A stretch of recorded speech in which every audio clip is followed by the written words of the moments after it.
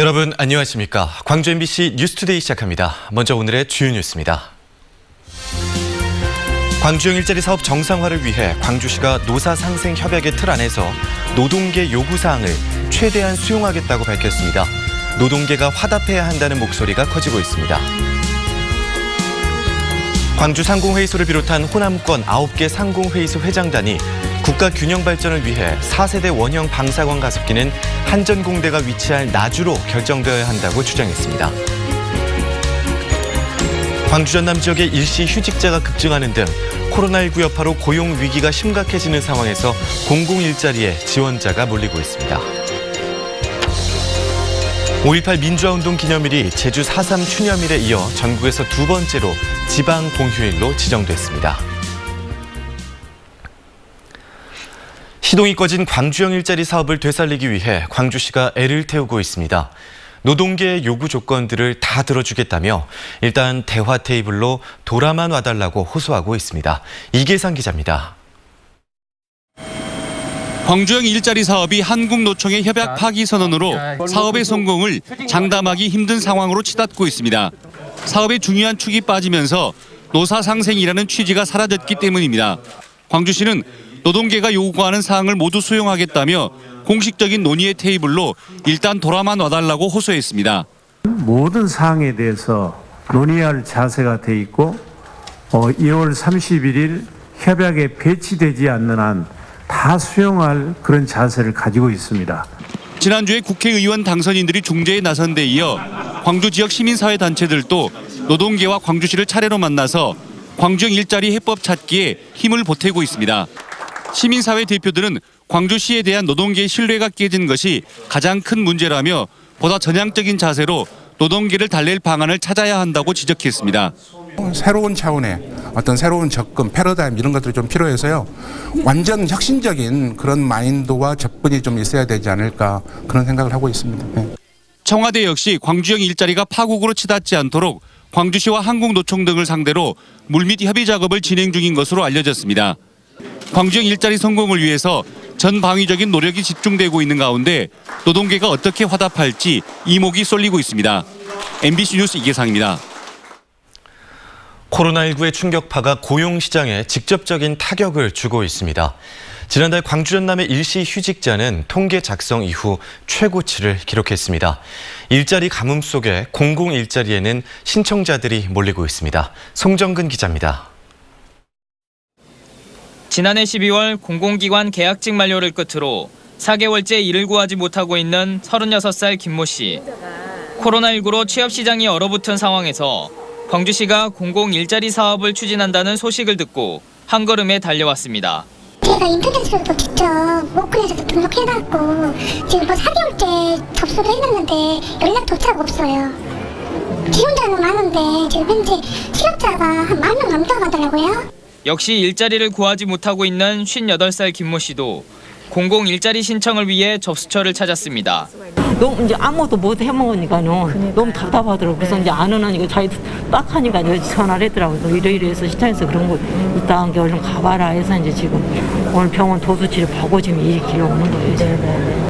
최저시급 수준의 임금에 한 달 급여가 100만 원 안팎이지만 당장 한 푼이 아쉬운 사람들이 공공 일자리 모집에 몰렸습니다. 1단계로 생활 방역단 등 4개 분야에 760여 명을 모집하는데 모집 인원의 2배가 넘는 지원자가 신청서를 접수했습니다. 광주시는 다음 달부터 공공 일자리 모집 인원을 11,000명까지 늘리기로 했습니다. 2단계 사업은 저희들이 5월 중에 세부 실행 계획을 수립하고 공고를 5월 말 안에 할 계획입니다. 그리고 6월 중에 심사를 거쳐서 6월 하순경부터는 코로나19에 따른 고용 한파 때문에 지난 3월 광주 전남의 일시 휴직자는 9만 5천여 명으로 통계 작성 이후 최고치를 기록했습니다. 이런 고용위기 상황이 언제까지 이어질지 가늠할 수 없는 상황에서 공공 일자리라도 보다 공격적으로 늘려야 한다는 지적이 나옵니다. MBC 뉴스 송정근입니다. 매서운 찬바람은 조금 멎어들면서 강풍특보는 모두 해제됐습니다. 그래도 모레까지는 강한 바람이 계속될 것으로 예상됩니다. 계속해서 강풍으로 인한 피해 없도록 조심하셔야겠습니다. 광풍특보는 해제됐지만 대신 건조특보가 내려졌습니다. 여수와 순천, 광양에는 건조주의보가 발효 중인데요. 바람이 강해서 큰 불로 번질 위험이 높습니다. 화재 사고에도 조심하셔야겠습니다. 오늘도 꽃샘추위는 계속됩니다. 4월인데도 날이 참 굳죠. 오늘 아침 기온 5도 안팎으로 출발해서 한낮 기온은 15도로 예상됩니다. 내일 낮부터는 기온이 조금 오르겠지만 바람이 강하게 불어서 쌀쌀함이 감돌겠고요. 토요일이 되어서야 낮 기온 20도 선을 웃돌면서 포근한 봄 기온이 느껴지겠습니다. 날씨 정보였습니다. 5.18 역사의 현장인 옛 적십자병원이 민간에 매각될 위기입니다. 광주시는 예산을 투입해서라도 민간 매각을 막아보겠다고 하는데요. 사유재산이어서 경쟁자가 입찰 금액을 많이 제시한다면 달리 방법이 없는 상황입니다. 우종훈 기자가 취재했습니다. 계엄군의 집단 발포로 숨지거나 다친 시민들이 병원 한켠에 누워있고 총칼을 들지 않았던 시민들은 헌혈이라도 하겠다며 병원을 찾아 긴 줄을 섰습니다. 5.18 때 광주 적십자병원은 항쟁의 중심이었던 전남도청과 가까워 수많은 환자와 시민이 찾았던 곳입니다.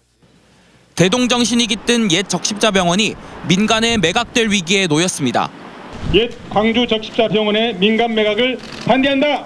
반대한다! 반대한다! 반대한다! 적십자병원에 가진 학교재단 채권단이 지난해 매각을 결정하면서 논의는 급물살을 탔습니다. 5월 단체들은 의료진의 헌신과 시민들의 아픔을 고스란히 간직한 병원을 광주시가 매입해 원형 보존하라고 요구합니다. 광주시가 나서서 적극적으로 이 공공재로서의 의미를 놓치지 않고 시가 나서서 해결해야 한다고 봅니다. 광주시는 90억 원 예산을 투입해 매입에 나서겠다는 입장인데 변수는 돈입니다. 소유자인 채권단이 경쟁 입찰을 고수하고 있어 다음 달로 예정된 입찰 과정에 광주시보다 많은 금액을 부른 희망자에게 넘어갈 수밖에 없기 때문입니다. 5.18 제11호 사적지로 지정된 옛 적십자병원이지만 사유재산이어서 보존에 한계가 있는 겁니다. 사실 재정적인 부담이 많이 되고 있는 건 사실입니다. 여기는 일반 사유지라 보니 우리가 매입을 할 수밖에 없는 그런 실정이고요. 29개의 5.18 사적지 중 소유자가 매각을 희망하고 광주시가 매입을 추진하고 있는 곳은 옛 적십자병원과 홍남순 변호사 가옥입니다. 5월 단체는 5.18 역사의 현장들만큼은 경제 논리를 이겨내고 원형이 보존되기를 바라고 있습니다. MBC 뉴스 우종훈입니다. 5.18 민주화운동 기념일이 제주 4.3 추념일에 이어 전국에서 두 번째로 지방 공휴일로 지정됐습니다. 광주시의회는 임시회 본회의를 열어 5.18 기념일 지방 공휴일 지정 조례안을 원안대로 가결했다고 밝혔습니다. 이번 조례는 5.18 정신과 역사적 의미를 되새기기 위해 제주 4.3 희생자 추념일에 이어 전국에서 두 번째로 제정됐습니다. 조례에 따른 휴무 대상자는 광주시와 직속기관, 사업소, 광주시의회 등의 직원들입니다. 시는 휴무 대상에서 학교와 기업 등이 제외됨에 따라 더 많은 시민들에게 적용될 수 있도록 기업체 등의 휴무를 적극 권장할 계획입니다. 5.18 민주화운동에 참여했다가 학업을 중단한 당시 학생들이 명예 졸업장을 받게 됐습니다. 광주시 교육청은 5.18 40주년을 맞아 5.18 학생 기념탑에 적힌 학생 240여 명 가운데 졸업장을 받지 못한 32명에게 출신 학교와 협의해 명예 졸업장을 수여한다고 밝혔습니다. 5월 단체가 광화문 전두환 동상을 광주 법원 앞에 설치하는 등 다음 주에 재판을 받으러 오는 전두환의 엄벌과 구속을 촉구하는 항의 시위를 하기로 결정했습니다. 5.18 구속 부상자회 등 5월 단체는 전두환 재판이 열리는 27일 광주 법원 앞에 광화문 전두환 동상을 설치하고 유족 회원 20여 명이 소복을 입고 서 있는 등 항의 시위를 한다고 밝혔습니다. 전두환 동상은 지난해 5월 단체가 전두환의 구속 수사를 촉구하며 만든 것으로 포승줄에 묶여 무릎을 꿇은 모습입니다. 일선 학교들의 개학이 미뤄지면서 판로가 막혔던 학교 급식용 친환경 농산물이 학생들의 가정으로 손수 배달되고 있습니다. 친환경 농산물의 소비도 늘리고 식자재의 신뢰도 확보하는 계기가 되고 있습니다. 양현승 기자가 취재했습니다. 초등학교 6학년과 중학교 3학년 학생이 사는 전남의 한 가정집. 주부 차영숙 씨는 요즘 식사 챙기기가 가장 힘듭니다. 아이들이 온라인 수업을 받으며 집에 머물다 보니 끼니 때마다 일터에서 집으로 돌아와야 하고 반찬도 고민입니다. 이제 학교를 안 가니까 저희가 점심까지 챙겨야 된다는 그런 뭐 부담감, 또 같은 식자재로 맨날 하는 것도 엄마로서 많은 고민이 돼요. 전남의 2,500여 개 유치원과 초중 고교에 공급되는 친환경 농산물은 매달 900톤가량. 학교 개학이 늦춰지고 급식이 이루어지지 못하면서 신선도가 중요한 농산물 판로가 막혀버렸습니다. 농가에서 판로를 잃어버렸던 것이죠. 예, 그래서 일부 작물은 친환경으로 재배하는 작물이 폐기가 이루어지고 있고. 이제나 저제나 미뤄지는 개학에 전라남도가 묘책을 내놨습니다. 학교 급식에 쓰일 무, 양파, 대파, 버섯 등 신선 식재료를 비롯해 잡곡과 유기농 쌀까지 친환경 농산물로 선물 꾸러미를 만든 겁니다. 질 좋은 식자재를 학교 식당이 아닌 가정에서 맛보도록 전남 26만 1,000여 명의 유치원생, 초중 고교생 집에 배달하고 있습니다. 학생들이, 자녀들이 먹고 있는 식재료가 무엇인지 이렇게 궁금했었는데요. 이번에 집에서 그 친환경 식재료, 품질 좋고 맛있는 그런 식재료를 확인할 수 있는 그런 계기가 되었다고 생각됩니다. 코로나19가 몰고 온 학생과 학부모, 농민들의 고민을 한꺼번에 덜어낸 학교급식 친환경 농산물 꾸러미 사업. 전남에서 시작돼 경남과 전북 등 전국으로 확산되고 있습니다. MBC 뉴스 양인승입니다. 황금 연휴가 이어지는 다음 달에도 무안공항의 개점 휴업 상태는 계속될 것으로 보입니다. 한국공항공사에 따르면 무안공항은 국내외 주요 항공사들이 비운항 방침을 연장해 본격적인 항공기 운항 재개는 6월에나 가능할 것으로 예상됩니다. 다만 중국 사천항공은 다음 달 1일부터 장가계 노선을 운항한다고 밝혔습니다.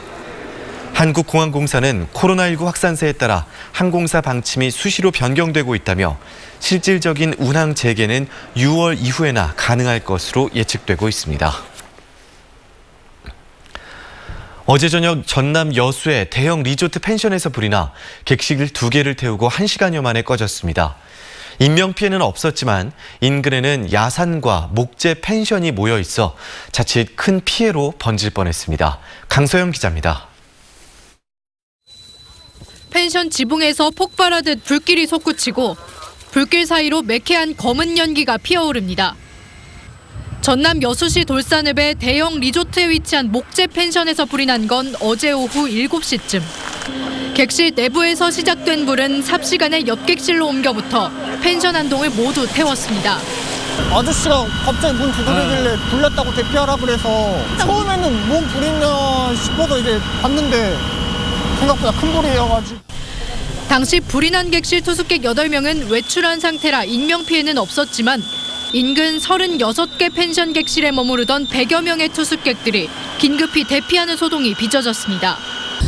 불은 소방 인력 60명과 소방차 17대가 투입돼 1시간여 만에 꺼졌습니다. 이날 여수 지역에는 한때 강한 바람이 불어 강풍주의보가 내렸고 화재 현장 인근에는 야산과 펜션이 모여 있어 대응이 늦었다면 큰 피해로 이어질 뻔했습니다. 목조동이 저희 옆으로 여러 동이 붙어 있기 때문에 연소 확대가 먼저 안 되게 주력을 하고.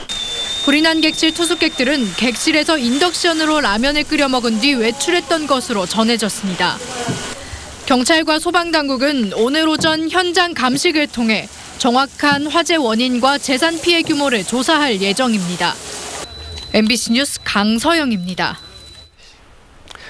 공갈 혐의로 구속영장이 발부된 피의자가 경찰서에서 화장실 창문을 통해 달아났습니다. 이 피의자는 도주 과정에서도 절도 행각을 벌였습니다. 김양훈 기자가 취재했습니다. 공갈 혐의로 검찰에 지명 수배된 21살 A씨가 경찰에 붙잡힌 것은 지난 20일 밤 10시쯤. A씨는 재판에 출석하지 않아 구속영장이 발부된 상태였습니다. 목포경찰서로 압송된 A씨는 유치장에 입감됐고 다음 날인 21일 오전 검찰 수사관들이 A씨를 데리러 왔습니다. 그런데 경찰에서 검찰로 A씨의 신병이 인계된 뒤 도주 사건이 발생했습니다. A씨는 검찰 수사관들에게 배가 아프다고 말한 뒤 경찰서 1층에 있는 화장실로 갔습니다. 검찰 수사관들이 용변을 볼 수 있도록 수갑을 풀어주자 A씨는 화장실 문을 걸어 잠근 뒤 작은 환기창 틈을 통해 달아났습니다.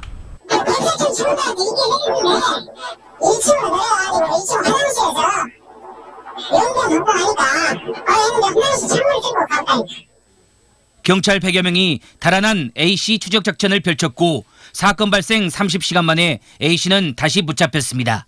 경찰 조사 결과 A씨는 달아나는 과정에서도 길가에 세워진 차량에서 현금을 훔치는 등 절도 행각을 벌인 것으로 확인됐습니다. 수사기관의 관리 소홀 속에 잊을만 하면 발생하는 피의자 도주 사건에 시민들의 불안감만 커지고 있습니다. MBC 뉴스 김야훈입니다. 사회적 참사 특별조사위원회가 어제 서울에서 기자회견을 열고 이병기 전 청와대 비서실장 등 박근혜 정부 관계자들을 세월호 참사 진상규명을 방해한 혐의로 검찰 수사를 요청하겠다고 밝혔습니다. 특조위는 256건의 증거 자료와 관련자 진술 등을 통해 이 같은 정황이 확인됐다며 증거 자료도 대검에 전달하기로 했습니다. 한편 검찰은 특조위가 제기한 의혹과 관련해 기획재정부와 행정안전부 등 정부 부처를 압수수색했고 해양수산부 등에는 세월호 항적도와 관련한 자료 원본 제출을 요구했습니다.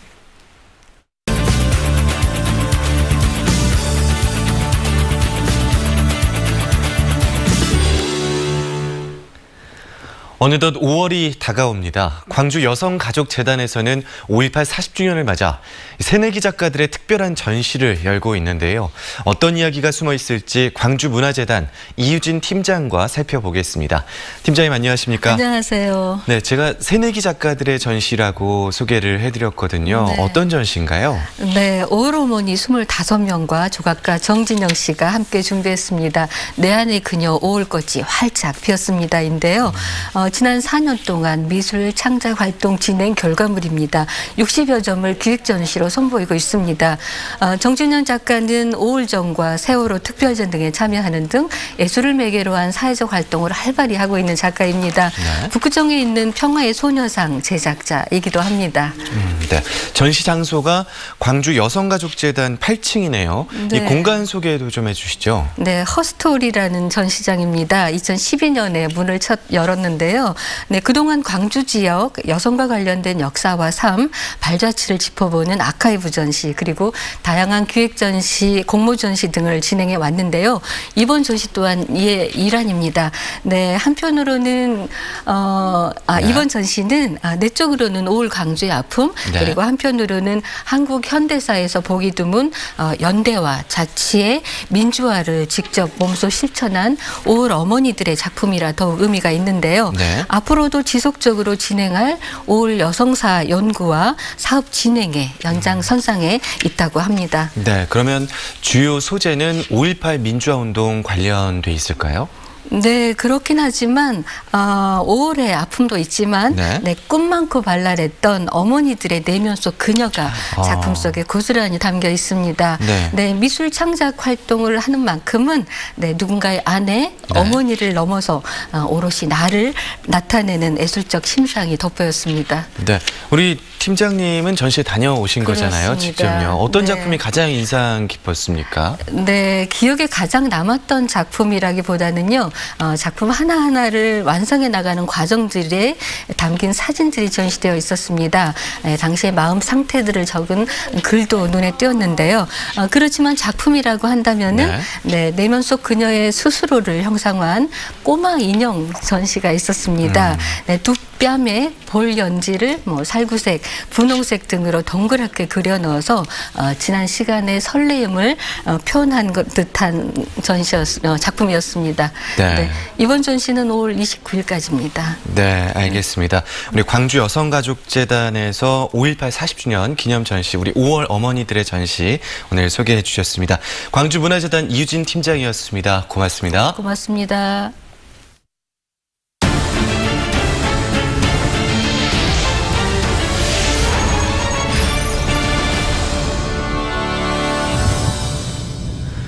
광주 사회서비스원이 광주시의 일방적인 결정에 따라 추진되고 있다는 비판이 잇따라 제기되고 있습니다. 광주시의회 박미정 의원은 임시회 5분 발언을 통해 광주시가 사회서비스원 대표원장 등 임원을 사회적 대화 과정 없이 채용하고 있다며 인사검증 방법과 절차를 공개해야 한다고 주장했습니다. 광주시민사회단체도 사회서비스원의 임원 채용 공고를 내기 전에 지역사회와 노동자들의 의견을 충분히 수렴했어야 한다고 비판했습니다. 사회서비스원은 국공립시설을 위탁 운영하고 재가복지센터와 민간서비스 기관 등을 종합적으로 지원하는 역할을 맡게 됩니다. 4세대 원형 방사관 가속기의 나주 유치를 위한 여론전이 후끈 달아오르고 있습니다. 광주 상공회의소를 비롯한 호남권 9개 상공회의소 회장단은 어제 국가 균형 발전을 위해 4세대 원형 방사관 가속기는 한전공대가 위치할 나주로 결정되어야 한다고 주장했습니다. 신정훈 나주화순 선거구 당선인과 강인규 나주시장을 비롯한 시민유치단도 어제 광주 송정역에서 시민들을 상대로 나주 유치의 당위성을 서명했습니다. 한편 방사관 가속기 유치 전에는 나주와 경북 포항, 강원 충천, 충북 오창이 치열한 사파전을 펼치고 있습니다. 민주당이 황제 접종 파문을 일으킨 목포시 의원 4명에 대한 징계 절차에 다시 나섭니다. 민주당 전남도당은 경찰 수사 이후로 보류했던 목포시 의원 4명의 출장 예방접종 의혹과 관련해 조만간 윤리심판원 회의를 열고 이달 안에 징계 수위를 결정하겠다고 밝혔습니다. 민주당 윤리심판원은 주의, 경고 등 경징계와 당원권 정지, 제명 등의 중징계 가운데 수위를 결정할 계획입니다.